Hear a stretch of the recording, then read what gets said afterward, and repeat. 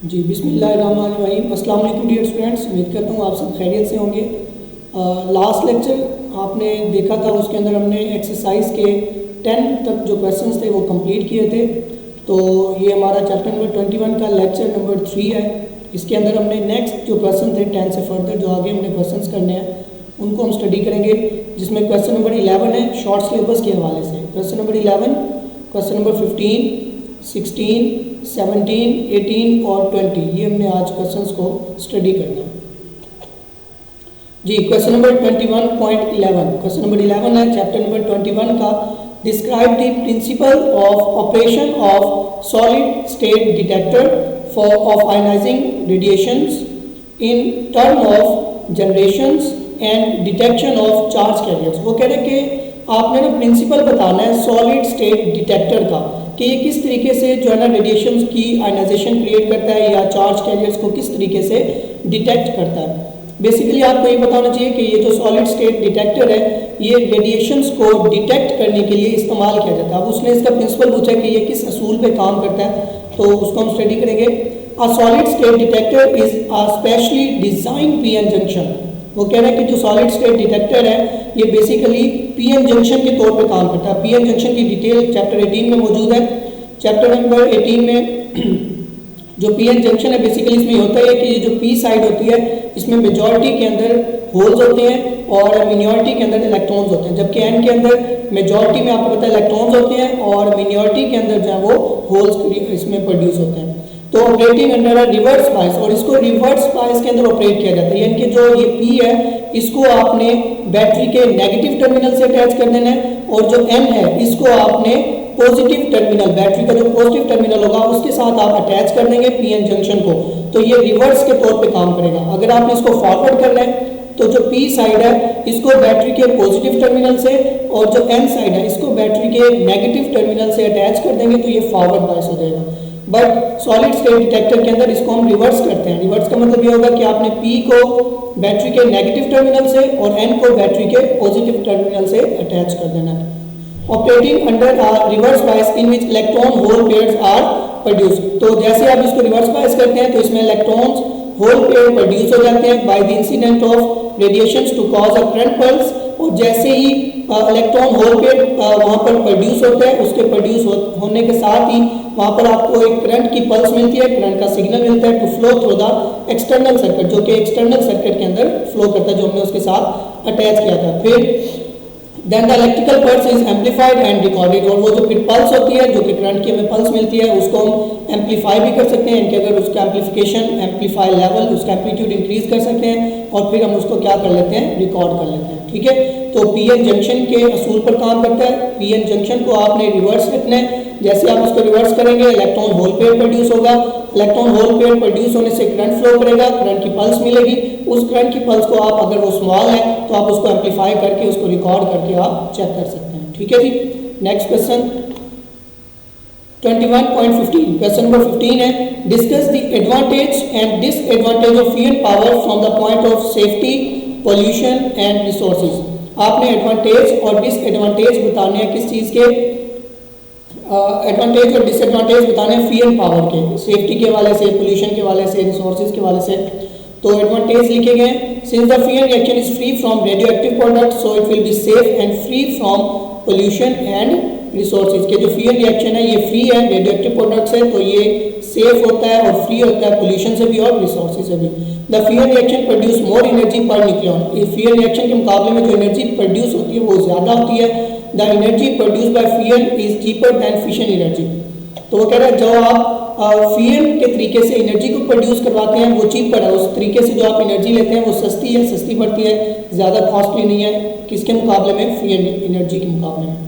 इसके नुकसानात क्या हैं, it is more difficult to start fusion reaction. Fusion reaction को स्टार्ट करवाना डिफिकल्ट है, it can not be control like fusion reaction, और फिर जब ये स्टार्ट हो जाए तो इसको कंट्रोल करना बहुत ज़्यादा मुश्किल हो जाता है। ठीक है, तो ये इसके एडवांटेज थे और डिसएडवांटेज। नेक्स्ट मूव करते हैं question number 16, what do you understand by background radiations, state two sources of this radiation. ये बहुत इंपॉर्टेंट क्वेश्चन है पेपर के पॉइंट ऑफ व्यू से। जीएम ट्यूब वो कह रहे हैं कि सबसे पहले आप बैकग्राउंड रेडिएशंस के बारे में बताएं और फिर इसके टू सोर्सेज भी बताएं कि ये कहाँ से आते हैं हमारे पास। G, GM tube, Geiger Muller tube, short form में लिखा हुआ है GM tube. Geiger Muller tube क्या चीज़ होती है? रेडिएशन को डिटेक्ट करने का डिवाइस है, ठीक है। जीएम ट्यूब आपने लास्ट लेक्चर में भी इसको डिस्कस किया था। गीगर मूलर ट्यूब क्या करती है? रेडिएशंस को डिटेक्ट करती है। Record radiations even if no radioactive source is close to it. वो कह रहे हैं कि ये जो जीएम ट्यूब होती है ना, जब आप इसको ऑपरेट करते हैं, मतलब जब आप इसको ऑन करते हैं, तो अगर इस जीएम ट्यूब के साथ कोई रेडियोएक्टिव सोर्स ना भी हो तो भी इसके अंदर में कुछ रेडिएशंस जो है ना वो जाहिर हो रही होती है, उसकी नंबरिंग शो हो रही होती है जीएम ट्यूब के ऊपर।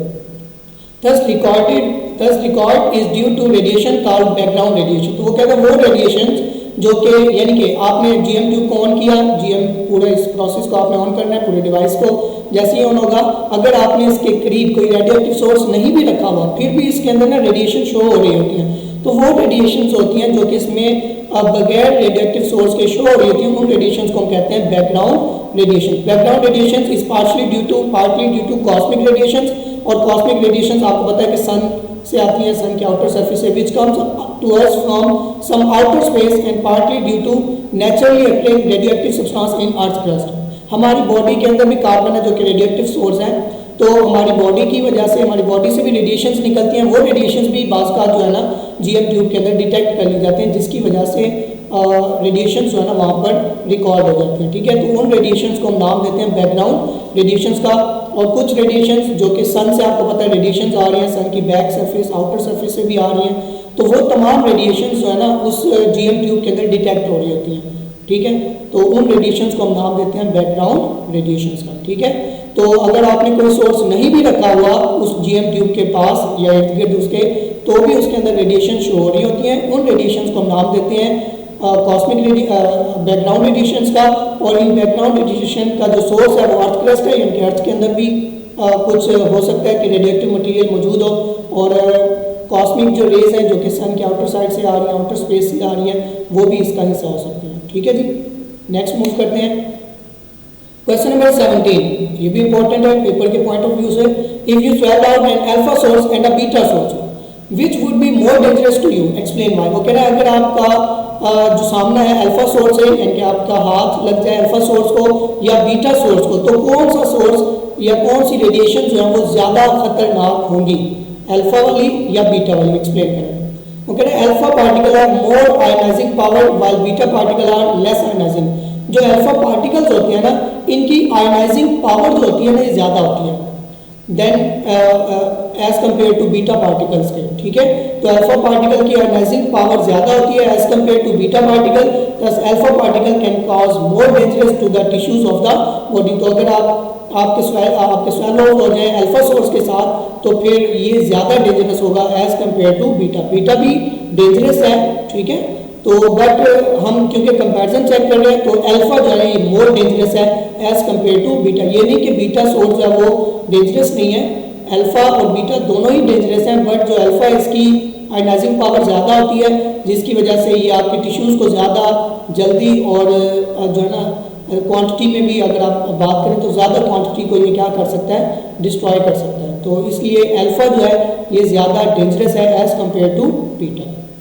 नेक्स्ट मूव करते हैं question number 18। Which radiation dose would deposit more energy to your body, 10 mgy ये एनर्जी का यूनिट है, टू योर हैंड, और 1 mgy dose to your entire body. वो कह रहे हैं कौन सी रेडिएशन जो है वो ज़्यादा एनर्जी डिपॉजिट कर सकेगी। 10 mgy को आपने डिपॉजिट करवाना है हैंड पर, और 1 mgy डिपॉजिट करवाना है आपने इंटायर बॉडी के ऊपर। तो ना हमारे पास ये फॉर्मूला है, as we know D is equal to absorb dose, D dose होती है हमारे पास, जो एनर्जी एब्जॉर्ब होगी हमारी बॉडी के अंदर उसको हम डी से रिप्रेजेंट करते हैं, जैसे डॉस खुराक लेना, is equal to energy divided by mass. तो जो डॉस है ये डिपेंड कर रही है, डॉस जो है वो डिपेंड कर रही है एनर्जी डिवाइडेड बाय मैस के ऊपर। तो देखें डॉस का और मैस का जो रिलेशन है वो इन्वर्स का रहा है, क्योंकि मैस नीचे है और डॉस ऊपर है, तो इन दोनों का जो रिलेशन बन रहा है वो इन्वर्स का रिलेशन बन रहा है। इट्स मीन कि अगर मैस ज़्यादा होगा तो डॉस कम मिलेगी, मैस कम होगा तो डॉस ज़्यादा मिलेगी। तो आप देख सकते हैं since the mass of whole body is far greater than the mass of hand,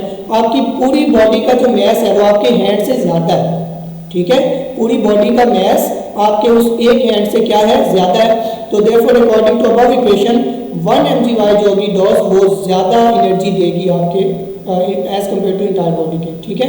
तो 1 mgy dose given to the entire body deposit more energy, ठीक है। तो जिसका मैस जो है वो कम होगा उसको एनर्जी ज़्यादा मिल जाएगी, जिसका मैस ज़्यादा होगा उसको एनर्जी क्या मिल जाएगी, कम मिल जाएगी।